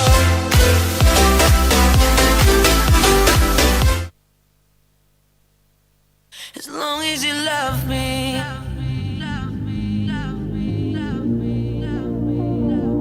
as long as you love me,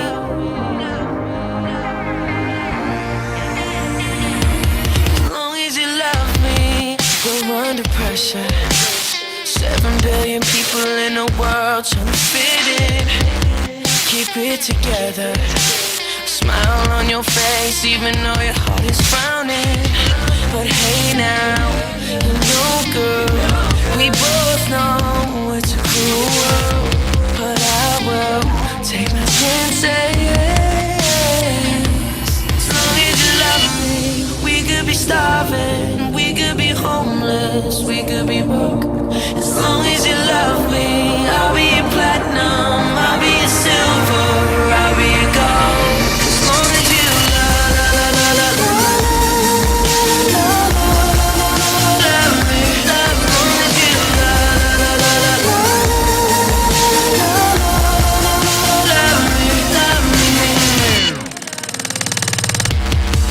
I'll be a soldier, fighting every second of the day for your dreams, girl. I'll be your hover. You could be my destiny's child on a stinger. So don't stress and don't cry. Oh, we don't need no wings to fly. Just take my hand. As long as you love me, we could be starving, we could be homeless, we could be broke. As long as you love me, I'll be your platinum, I'll be your silver, I'll be your gold. As long as you love me,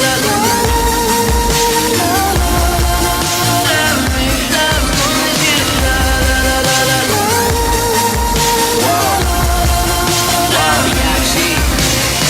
I don't know if this makes sense, but you're my hallelujah. Give me a time and place, I rendezvous it, I fly to it, I beat you there. Girl, you know I got you, us, trust. A couple things I can't spell without you. Now we on top of the world, cause that's just how we do. Used to tell me sky's the limit, now the sky's our point of view. Man, we stepping out like whoa, oh God. Cameras point and shoot. Ask me what's my best side, I stand back and point at you. The one that I argue with, feel like I need a new girl to be bothered with. But the grass ain't always greener on the other side. It's green where you water it, so I know we got issues, baby, true. But I'd rather work on this with you than to go ahead and start with someone new. As long as you love me. we could be starving, we could be homeless, we could be broke. As long as you love me, I'll be your platinum, I'll be your silver, I'll be your gold. As long as you love me, as long as you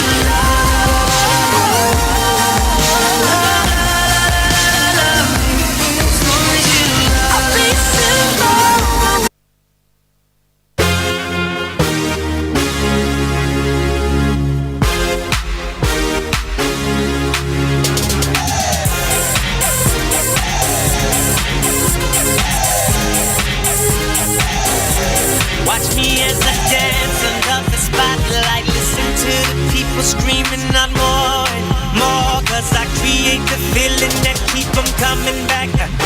Yeah, I create the feeling that keep them coming back. So captivating when I get it on the floor. Know y'all been patiently waiting. I know you need me, I can feel it. I'm a beast, I'm an animal. I'm that monster in the mirror. The headliner, finisher, I'm the closer, winner.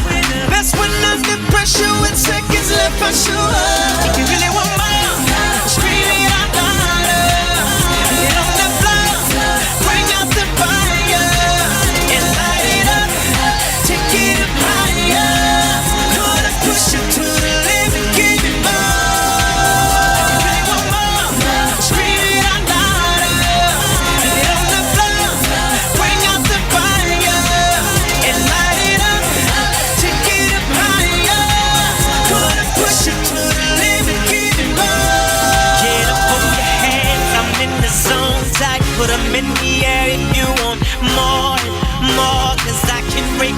feel it, I go hard, can't stop.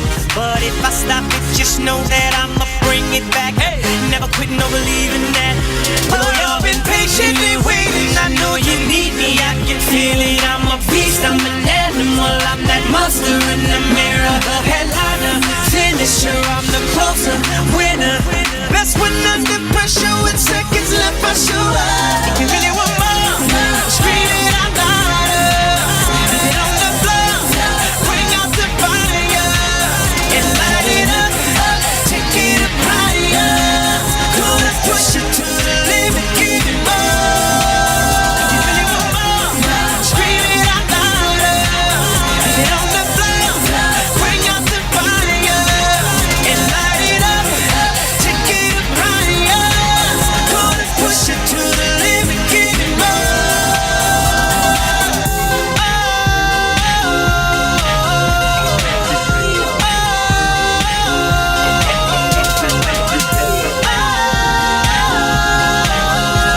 Push it to the limit, give it more.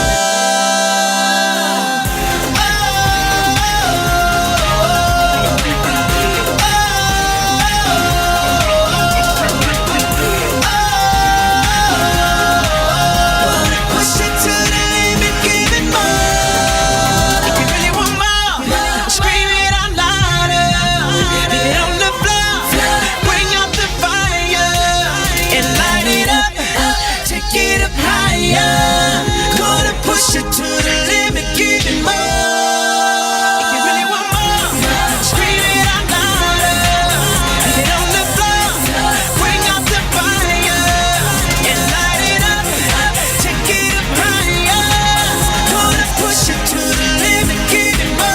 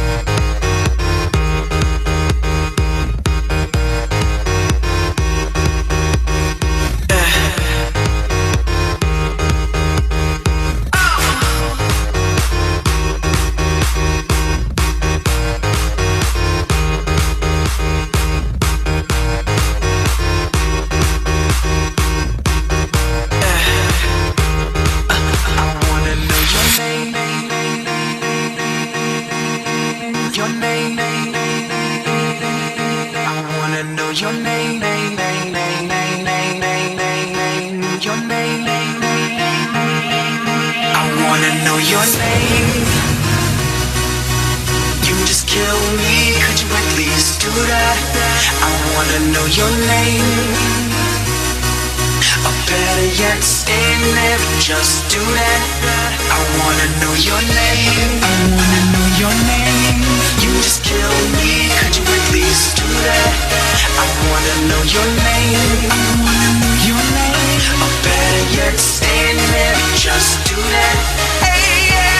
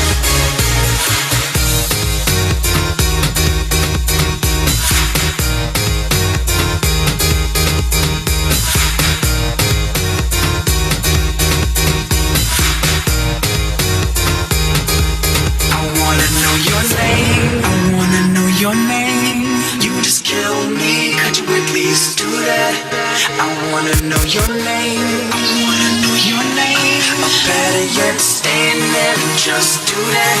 Hey, yeah.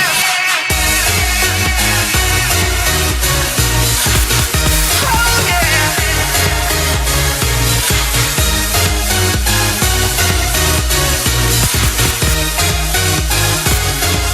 I wanna know your name.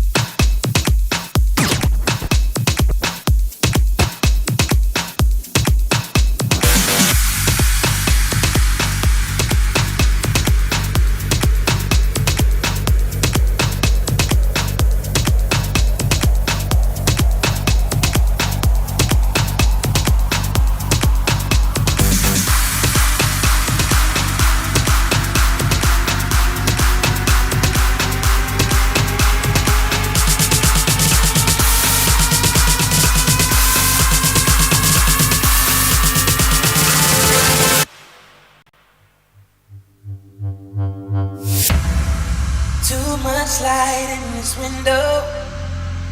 Don't wake me up. Only coffee, no sugar inside my cup. If I wake and you're here still, give me a kiss. I wasn't finished dreaming about your lips.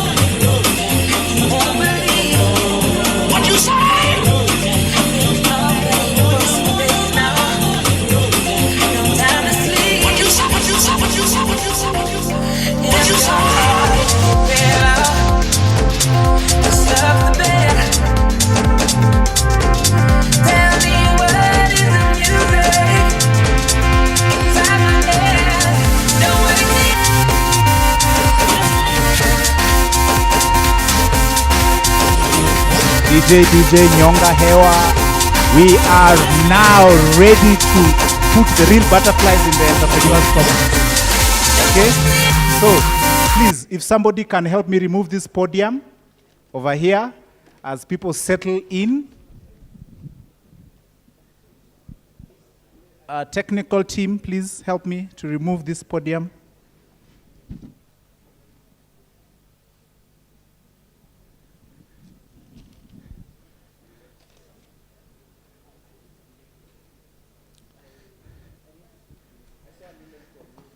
All right, if we can have our seats, ladies and gentlemen, let me invite the entrepreneurs to come right to the front.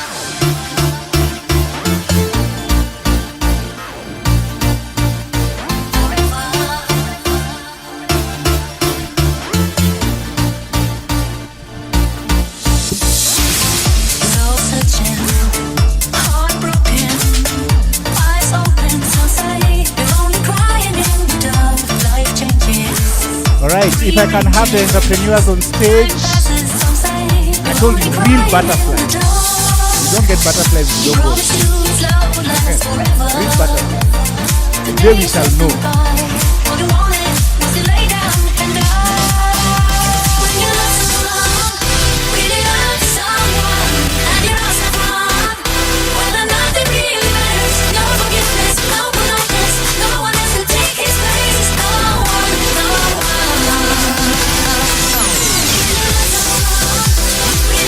All right, guys.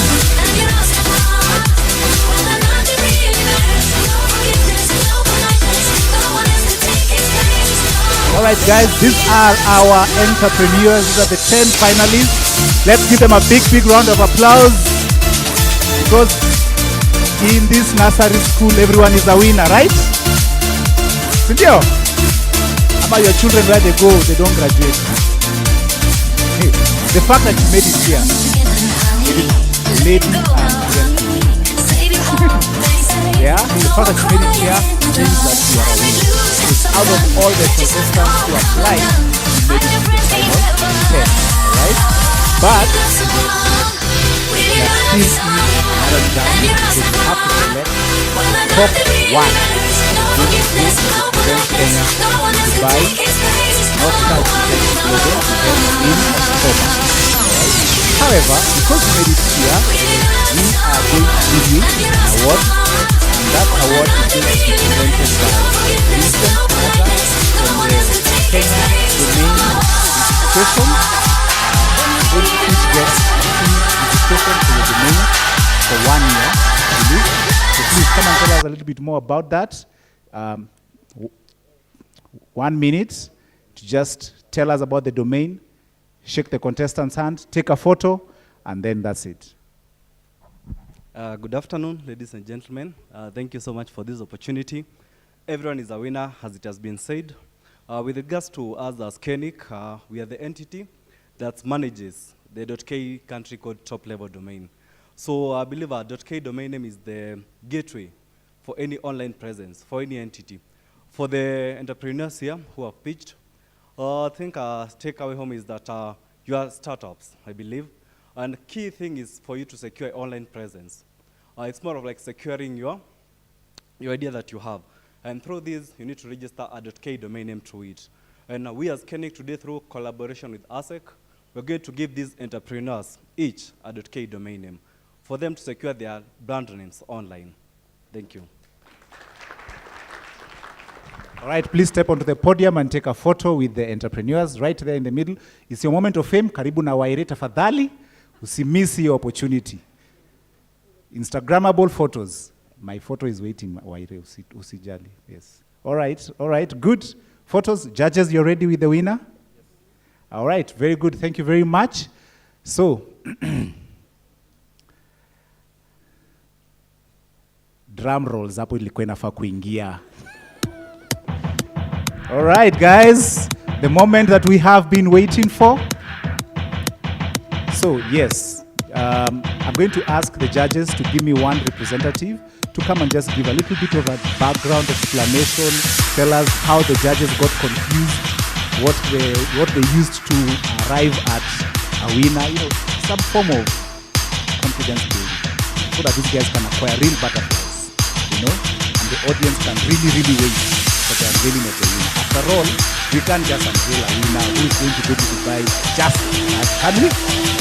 See, we have to do something and extend it for long. And I'm even going to call Auntie Nani to come. And ululations, right? And we can have a dance. So, Esther, looks like you're the one.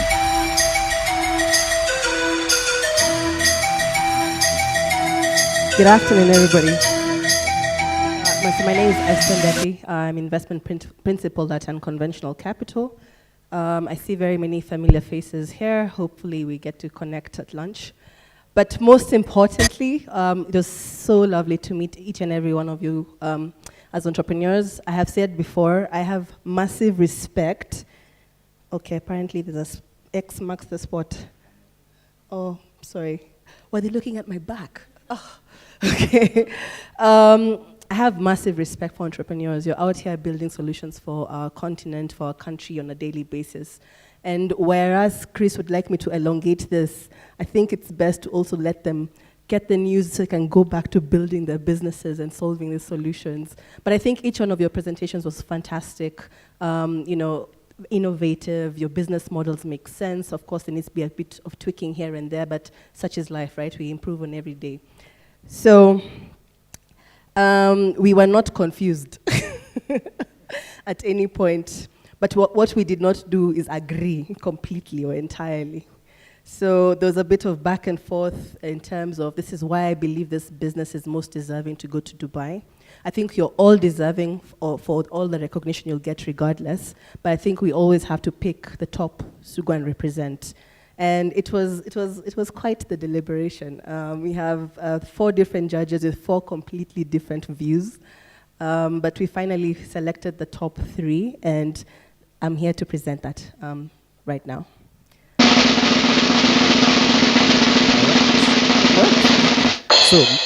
So without further ado, the business that came in 3rd place, would you like to say something? Yes, I'd like to say something. I'd like to invite Anne Lawi, our Vice Chair of ASSEK, to come and, yes, be part of that unveiling. You're the one who's going to shake the hands of this entrepreneur who's won.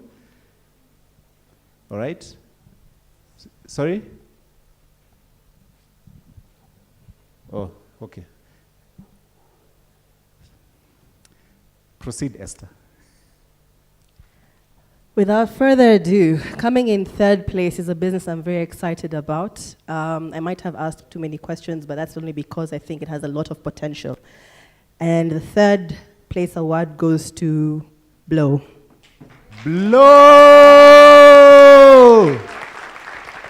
Woohoo! All right. Esther, please pass the certificate to Anne. Oh, yes. All right. Our photographers, you're ready? All right. Anne. Awesome. Makofi tena tafadhali.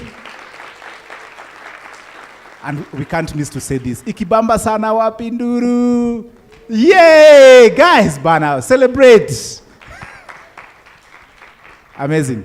Thank you very much for that. That's amazing. Blow, Esther. Let me invite Faisal Al-Shehi, the manager of the Dubai Chamber Digital, to present the next certificate. And thank you very, very much for that support and sponsorship. Esther.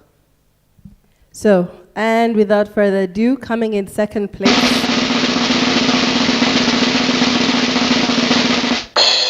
Secularity.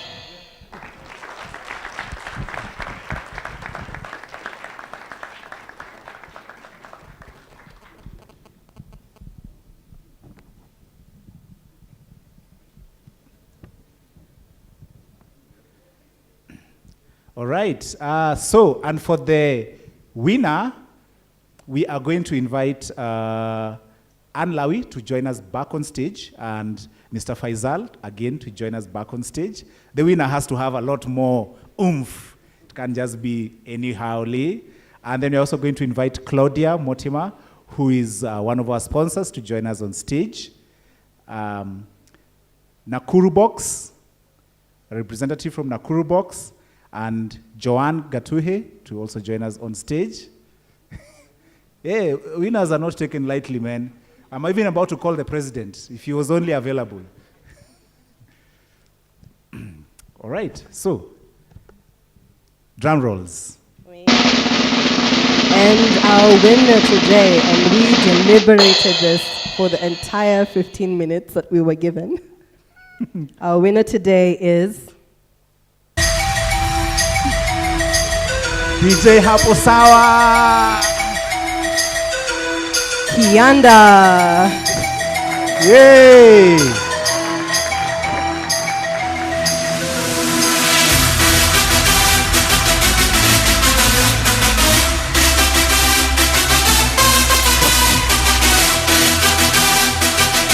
You can dance if you like.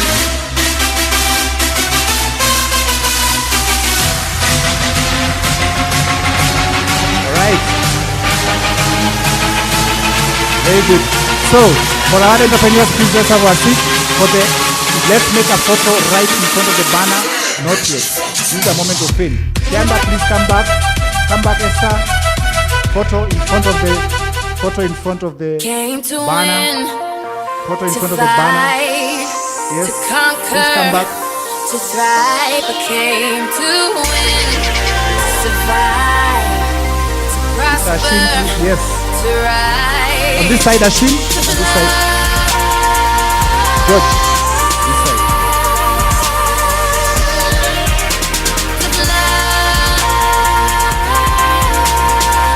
Alright, let's take that photo. Amazing. Came to win, Amazing. to fight, Very good. to conquer, Let me to call back thrive. our I other two came to finalists. win, Flo to survive, to prosper, to and Circularity. rise. Come back also for a photo. Okay, thank you very much, Kianda. You will have your seat. Then we'll give Flo. Okay, Circularity first. Flo, this on the side.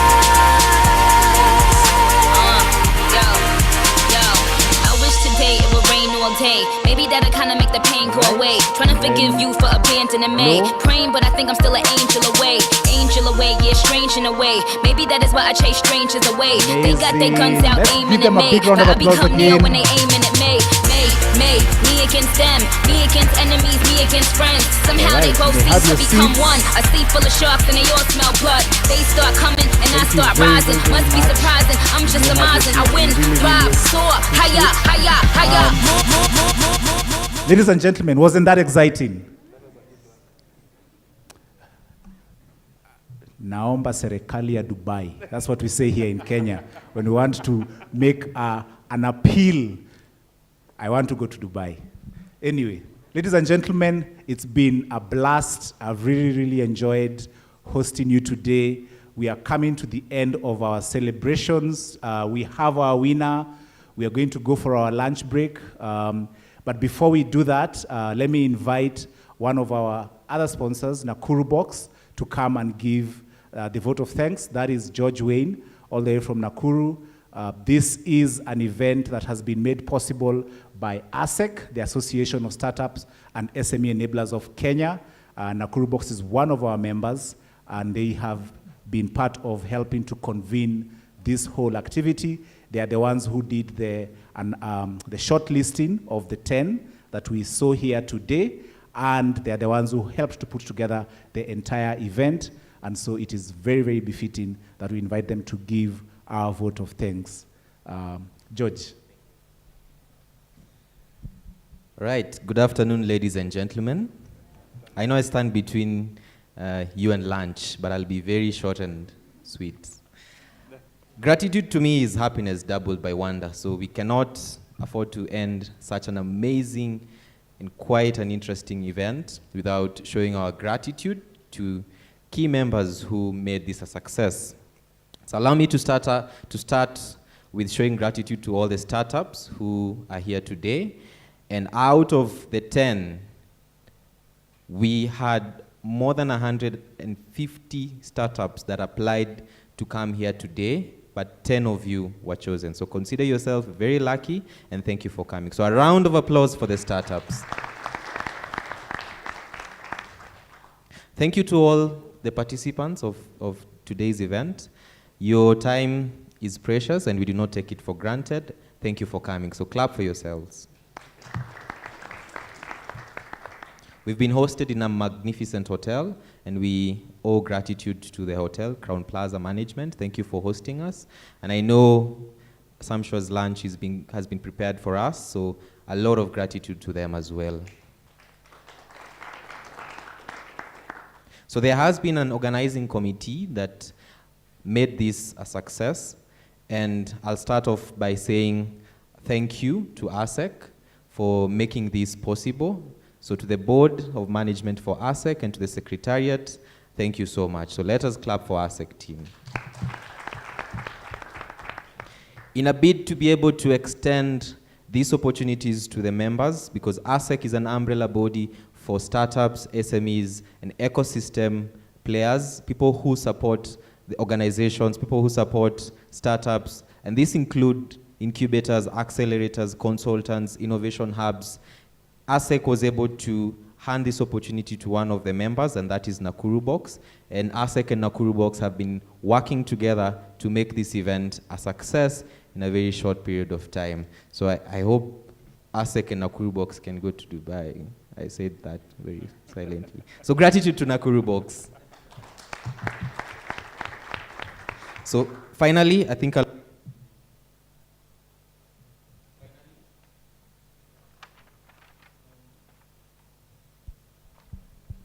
Finally, I'd like to offer my gratitude to key partners, key sponsors for this particular event. Dubai Chamber, around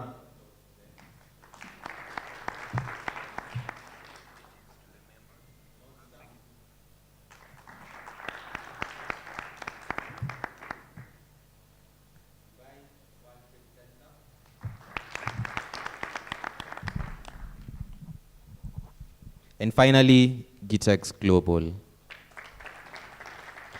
So thank you so much for coming. Thank you so much for attending, and I hope you've been able to learn a thing or two. Ensure that you have an opportunity to network with someone, get to know someone new from this particular event. We like to say our network is our net worth. In Kiswahili, we say mkono mtupu haulambwi. So I'd like to invite on stage Ann Lawi, who is our vice chair for ASSEK, to help me present some interesting gifts to some key members. To start us off, I'll start with Mr. Michael Gaitho, who's from Dubai Chamber, Nairobi office.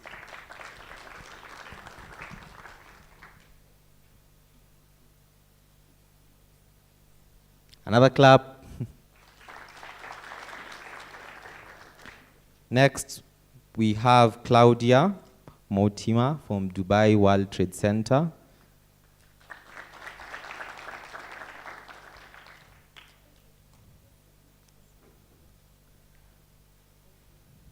Thank you. Next, we have Ashwin from Dubai World Trade Center. A clap as well.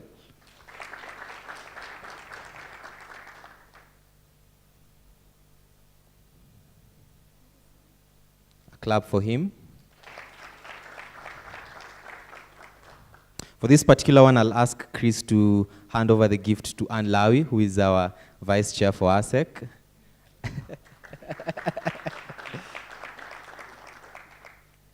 So finally, a lot of gratitude to our judges. So they have done a fantastic job. I think we need to give them a major round of applause for making this a success. So we save the best for the last. So I'll start off with Esther Ndeti.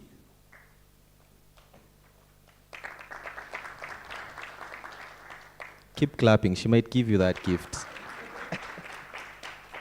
Next we have Joan Katuhi.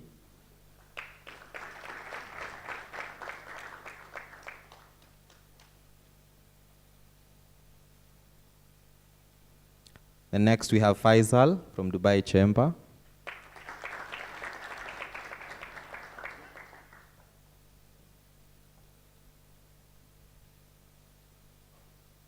So finally, we have Mukira Gitonga. A clap for him.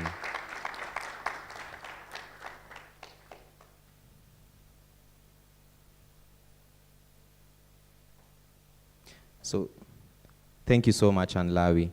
Thank you so much, judges.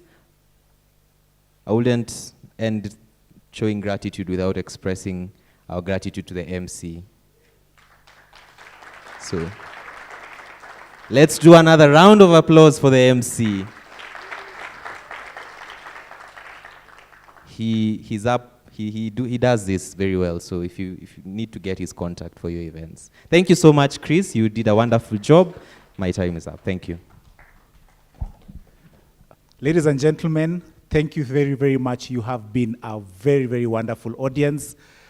Clapping, celebrating, ululating, putting butterflies in the entrepreneurs, and finally, of course, cheering them on as they go on to their businesses. I have been your host. My name is Chris Odongo. I serve as the CEO of Wild International. We are an organization that is very passionate about supporting SMEs and startups, and every opportunity we get to be where SMEs and startups are, we shall take it, and we shall be there, and we shall cheer you. If you're looking for a strategy expert, you can come to us, and we shall be able to do it. Thank you very much. We appreciate you. We do have an event next week which is called the Sandbox Big Baraza. It's taking place at the Crown Plaza. Please look for it in your socials. Come and let's connect with more SMEs, more startups as we enable them to succeed in this market. To the Dubai Chamber and to the World Trade Center, thank you for giving us this opportunity to take startups to Dubai. And I do have a few final announcements. We want to recognize the presence of Konza Technopolis, who have been a key partner of ASSEK, putting up together a place where startups can thrive and succeed. They will be hosting the International Association of Science Parks Conference and the African Charter from the 30th to the 31st of May, 2022, and they're inviting us to join them in Mombasa to invite all the members to join them at the Konza Technopolis next week. For the startups who are here and would like to get a domain, please do so at the Busset desk, at the Kenik desk right over there at the end. We really, really appreciate each and every one of you for taking time to join us today. Receive greetings from our CEO, who is also representing the association in Uganda at another ecosystem event. That's our CEO at ASSEK, that's Mercy Kimalat. Receive greetings from her. We are very delighted that you could join us. I think I'm trying to just see whether there's any other announcement that I have left. Yeah, please make sure to take photos, tweet, retweet, tag us at ASSEK KE, GTEX Global, Northstar Global, find us online, tag us with your photos, and let's all create a big, big, big story out of this. Once again, for the startups, this was your event. We celebrate you. We thank you for coming. We congratulate you. And as Esther said, we know that we can't end this event fast enough for you to go back and get the traction that you have been looking for. And so we wish you well. And for all our guests, thank you very much. Lunch is being served today right at the, when you leave this particular room and you go straight on, you'll pass the lobby, you'll pass the lifts, and then when you get to the other end, the lunch restaurant is on your left. Joy is going round providing you with your meal tickets. Yep, very much pun intended, your meal tickets. Please make sure to grab one, because if you don't have one, maybe you'll be embarrassed over there. So make sure you grab your meal ticket. Once again, thank you very much. You've been a lovely host. Do have a lovely afternoon, happy networking, and bon appetit.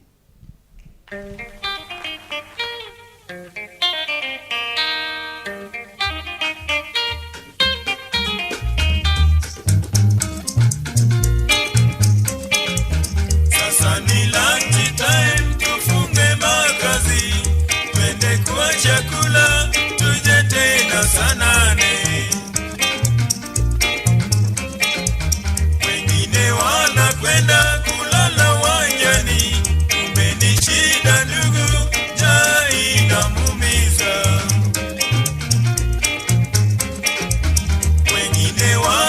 Munyo